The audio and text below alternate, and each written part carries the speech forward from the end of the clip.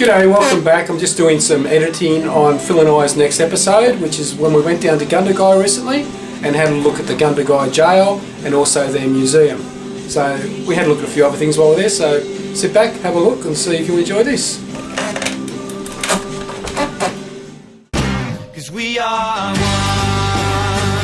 but we are many, and from all the lands on earth we come, we share a dream, and sing with one voice. I am, you are, we are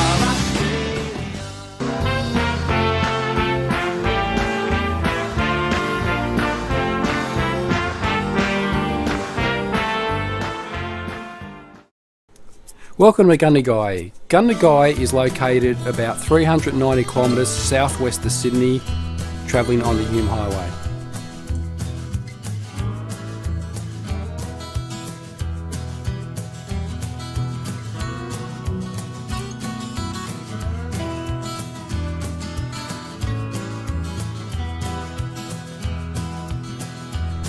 And I'm travelling down Sheridan Street, the main street of Gundagai. These are some old photos of the Worth Circus in Gundagai around 1900.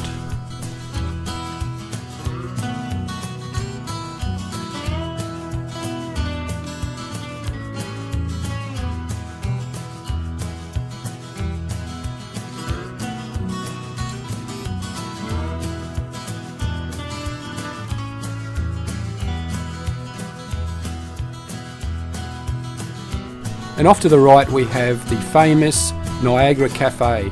It was opened in 1916 by the Patrician family.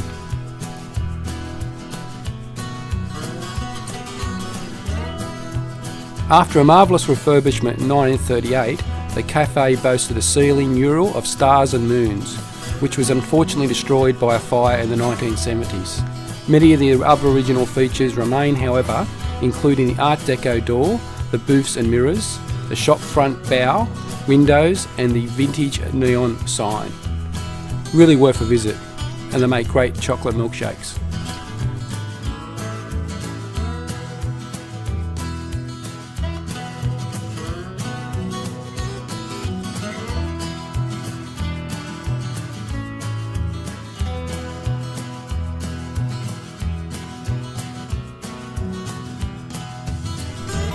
We're now making our way down to Gundagai's historic bridges.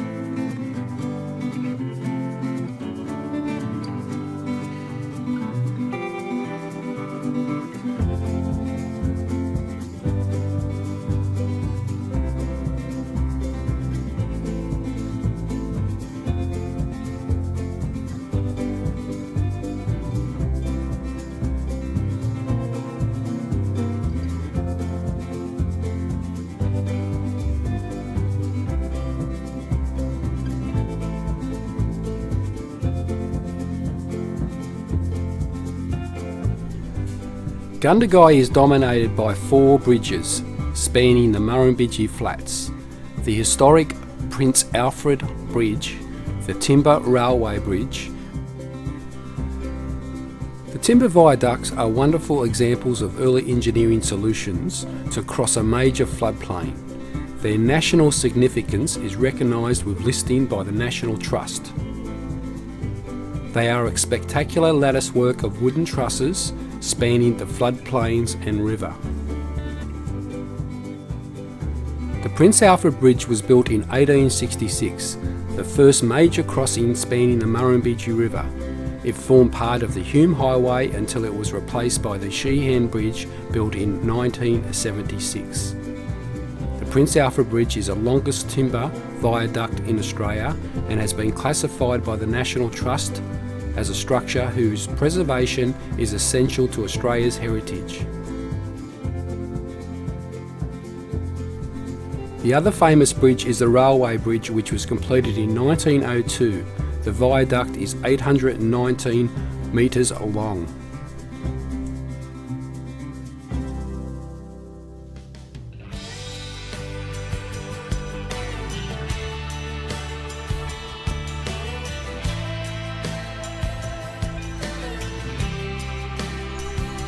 The town was hit by several large floods of the Murrumbidgee River.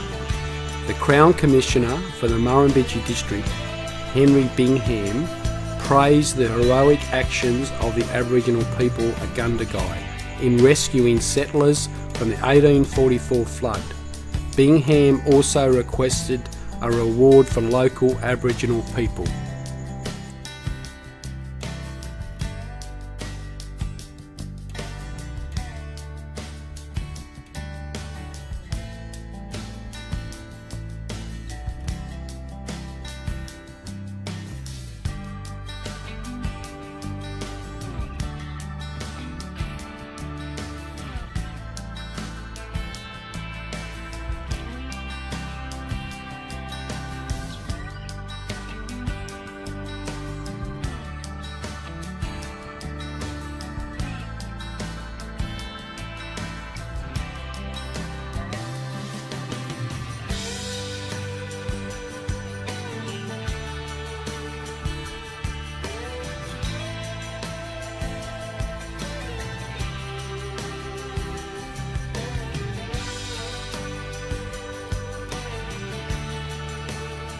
We're now making our way to the Gundagai Jail.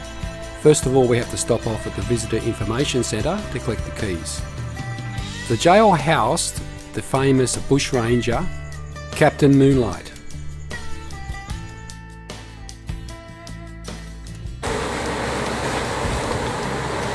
Welcome to Gundagai Jail. Got a guest report that you filmed with us today. Here's this picture of a book, which is Jimmy Barnes, working class boy. Fantastic.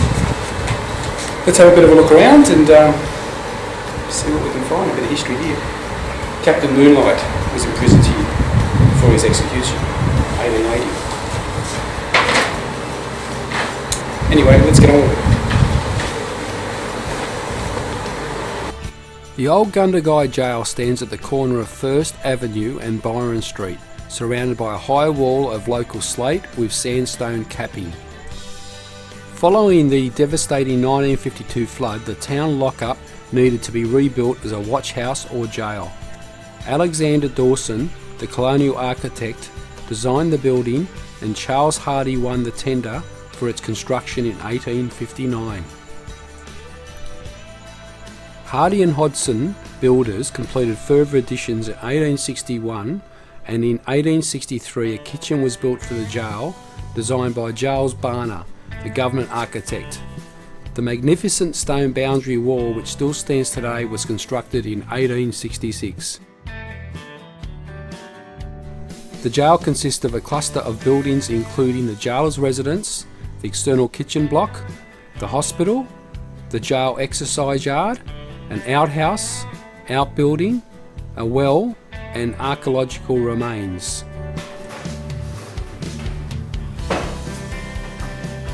This is the isolation cells, Phil. What does that feel like? I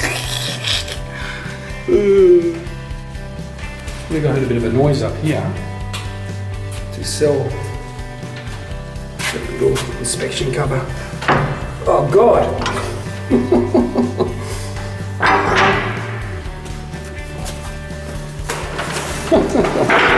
There's Phil. Right here.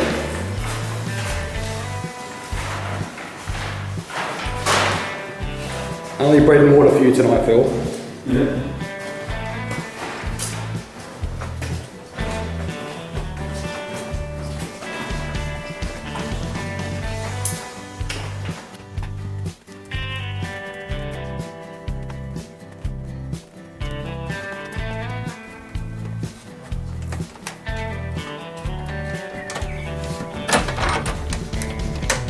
Does the key fit that lock? Right above it, the lock. No one. Oh, definitely. See that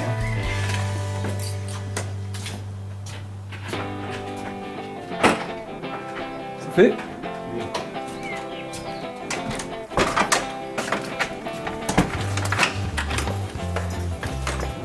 He's the residence superintendent or something, probably. That's just goes like anyway. Oh, There's another key. it's a laundry.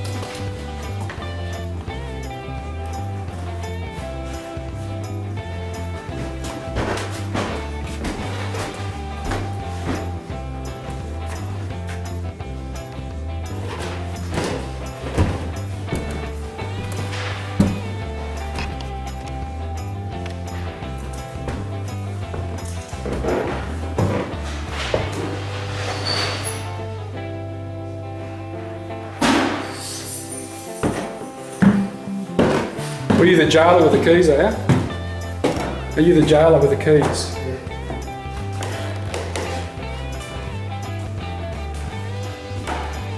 These old fireplaces would have been cold here in the winter time. What do you got down there?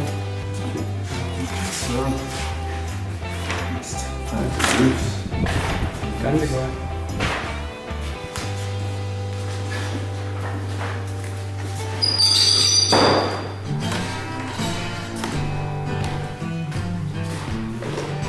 What's all that stuff? Oh, bloody bees. Beehive in there somewhere. That's it. Beehive somewhere. Oh God. It's like the reckoning of the bees.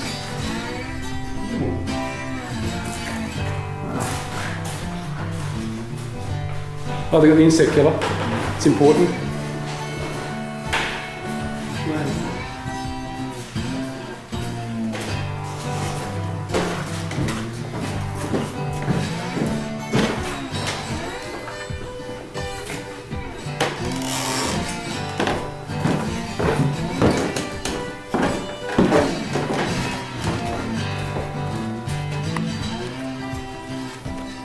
There might have been the whole solitude. It's got the vents on the side. Probably was, you know. They just moved it across. The two have been pushed up. What are they, dogs? Are they guard dogs? There's a rabbit.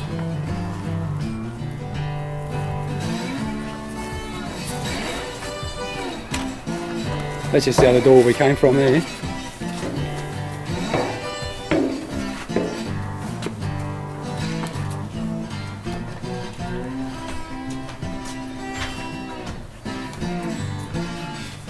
Utilities block, kitchen, storeroom, warehouse, 1863. Phil's got all the keys. Let's watch out for the ghost, Phil. Oh, this is the book. Oh God,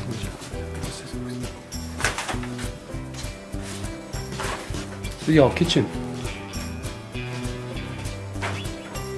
We use that fireplace to cook a lot of things.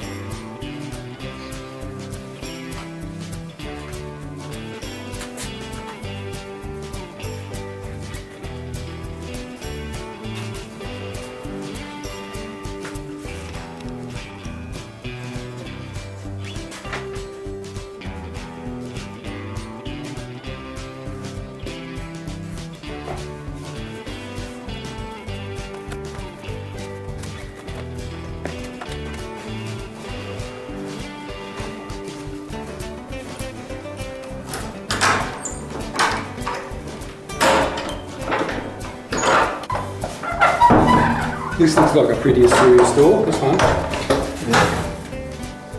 Not too bad, but isn't this one? Oh, More books. what's some bad buggers in here?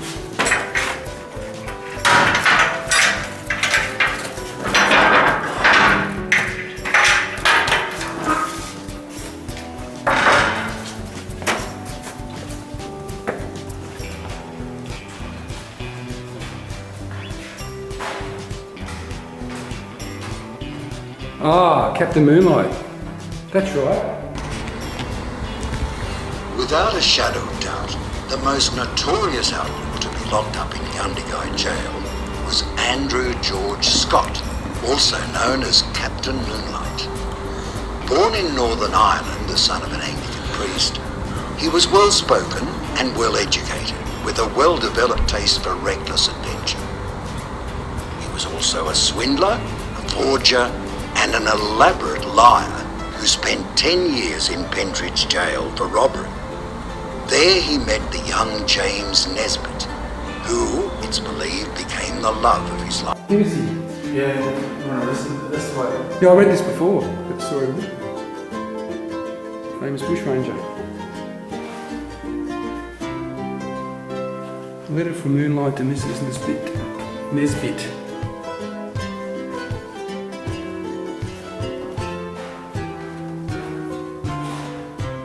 Slow that down to read it.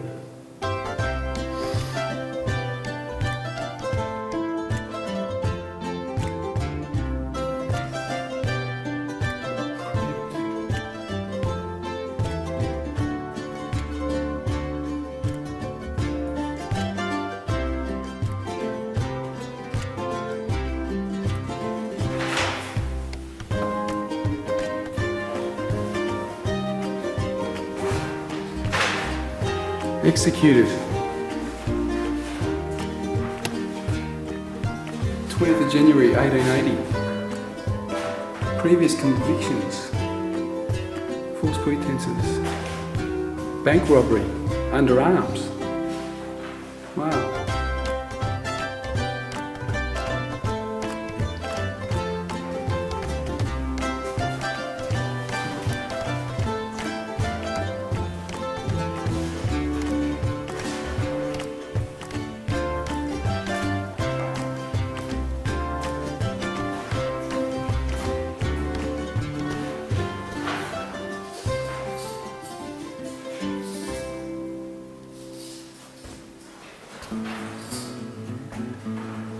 Andrew Scott, Captain Moonlight.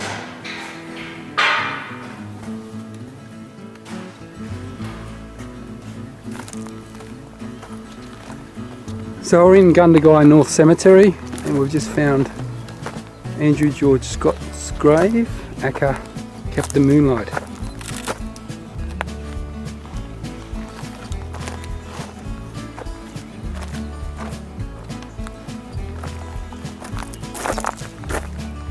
It's isolated right at the back of the cemetery.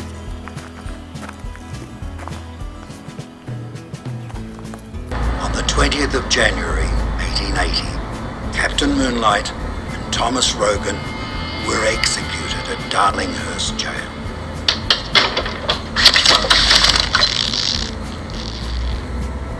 Despite Captain Moonlight's request to be buried alongside James Nesbitt, his young companion, he was buried in an unmarked grave in Sydney's sprawling Rookwood Cemetery.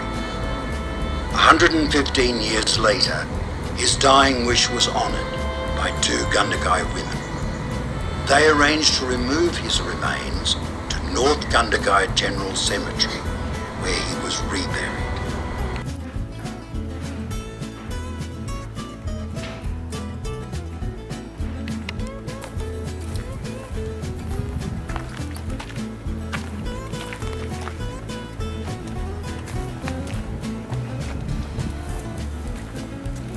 What's this, Phil?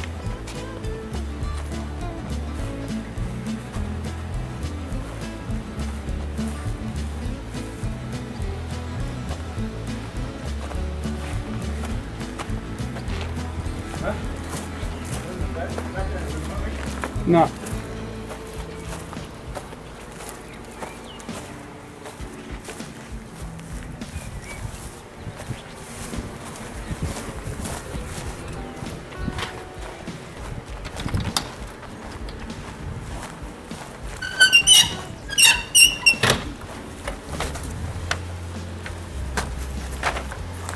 Whoa, What?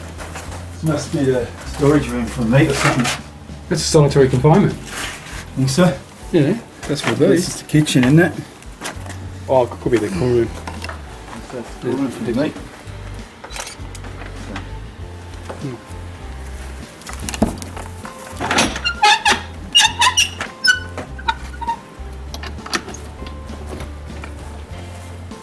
that it?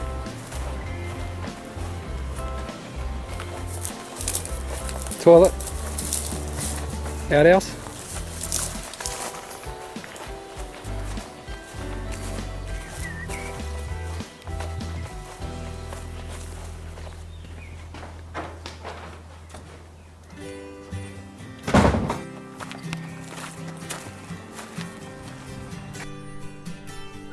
The Gundagai Museum opened in 1968 and has a lot of great artefacts.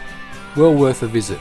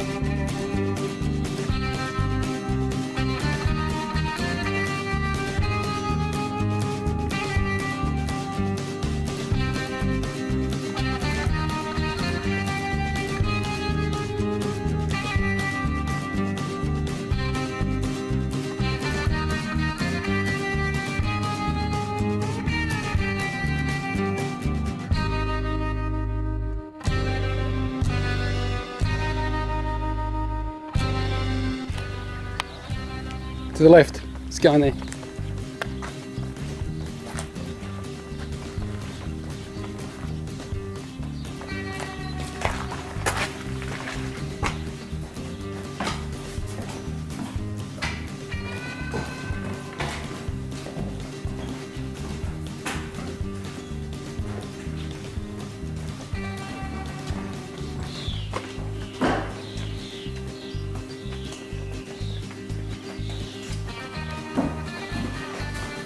Hey Phil, we'll take it up somewhere, mate.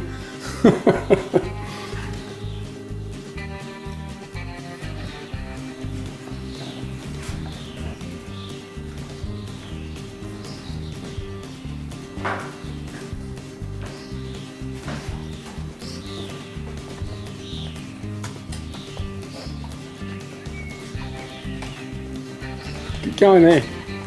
Go in here.